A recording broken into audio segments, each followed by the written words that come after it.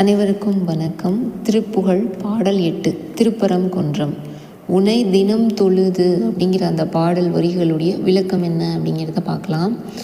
So இந்த பாடலில் அருணகிரிநாதர் முருகனை நோக்கி பாடுறாரு. நான் உன்னை முறையாக வணங்கவில்லை, மலர்கள் சமர்ப்பிக்கவில்லை, தவம் செய்யவில்லை, உன் அடியார்களின் மகிமையையும் அறியவில்லை அப்படின்னு தன்னுடைய குறைகளை மனமுருகி ஒப்புக்கொள்கிறாரு.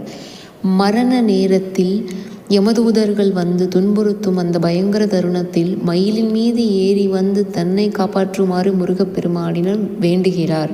அசுரர்களை அழித்த வீரனும் வள்ளி தெய்வானையின் அன்பை பெற்ற அருளானனுமான முருகன் பக்தர்களின் துயரங்களை நீக்குபவன் என்பதை புகழ்கிறார். தேவர்கள் முனிவர்கள் வணங்கும் திருப்பரங்குன்றத்தில் எழுந்தருளியுள்ள சரவண பெருமானே, என் அறியாமையும் பாவங்களையும் நீக்கி அருள் புரிவாயாக அப்படின்னு சரணாகதியோடு பாடுறாரு.